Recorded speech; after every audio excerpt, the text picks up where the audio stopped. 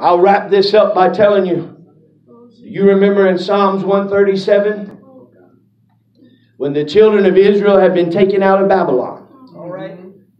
And the scripture says, by the rivers of Babylon, we hung up our what? Our harps. Oh, wait a minute.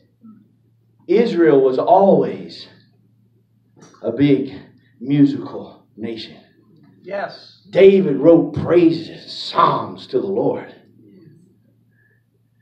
And here they were sitting there on the edge of Babylon, and they hung their harps on the willow. And in Psalm 137, and you study it out, just you make sure I'm telling you the truth.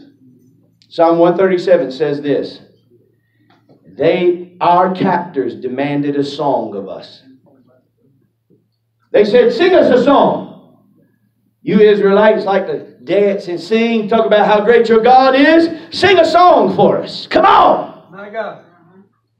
Oh, but the scripture goes on to say in Psalms 137, how can we sing in a foreign land? How can I play this harp being in this land? Now, what the enemy had done was broken their spirit. Amen. And they went into captivity. But what might have been if when those captors went, sing us a song, and one Israelite got up off the ground and grabbed his harp, and another Israelite got up off the ground and grabbed their harp, and another one got up and grabbed their harp, and they all got their harps, and they started tuning up. Give me the key of that. And they started singing about how great God was. My Lord. Oh, now, I know that God had a plan. I'm not messing with the plan of God. All I'm saying is, what might have been? Well, what might be and what might have been if instead of walking out of here believing that tomorrow is going to be the same old, what might it be if you reach up and take your harp off the tree and say, you haven't broken my spirit yet. You haven't wiped me out yet. After all the divorce and all the bankruptcy and all the struggle and all the trial and all the disease and all the enemies and all the lies and all the backbiting and all the stuff that you threw at me, you haven't killed me yet. I'm going to get my harp off that willow tree and I'm going to start singing a song. What you going to sing about? The enemy says, what you going to sing about? Don't you know I got roaring lions out there to kill you? That's all right. I'm going to sing about Daniel when he was in the lion's den and he slept all night and a lion didn't even come over and mess with him. Well, I'm going to come over here and wash you out like a flood. Well, I'm going to sing about when the Spirit of the Lord raises up a standard against you. And when you come at me one way, you're going to have to flee 7 ways. All I'm saying is, what might be if we changed our direction today? What it might have been. The saddest words of tongue and pen are these words. What might have been. What I'm telling you is, today, for whatever reason, the Lord switched up some plans. All right.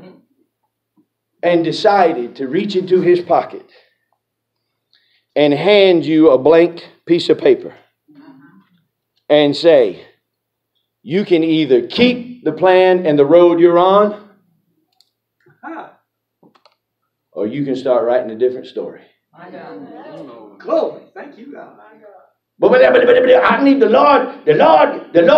It all starts with us. Yes, sir. He will respond accordingly. All right. And that's the way he wants it. You decide that you're going to run through a troop and leap over a wall, he'll be right there with you. Amen. But you decide that you're going to lose your focus, and you decide that you think that the time you're living in right now is just like every other time and that God's not doing anything and nothing great's coming on the horizon, you're going to end up in a cave somewhere dying with a disease that doesn't belong to you. My God. My God. The saddest story of Gehazi is not what he did. It's where he was and what might have been. All right. And there's still, by my all rights and reading of the scripture, nobody ever claimed that quadruple portion. Wow. Oh, I don't know about you. I'm going to start looking for me a quadruple. Oh, I'm going to look for a quadruple. Why am I going to take one step when I can take four? Why am I going to just, why am I going to be in the storefront when I can get the building? Why if you hand me, here's your choice, Doc, here's $1 and here's 1,000. Well, I'm sorry, you can call me selfish and after filthy lucre if you want. But if you're giving me the choice, I'm taking the 1,000 every single time. I don't know why you look so spiritual, because you ain't no better than I am. You take the 1,000 too. And if you didn't, I think something was wrong with you. That's right. Amen. All I want to know is what might have been. What might have been. I want you to stand with me if you would, please. I'm done here today.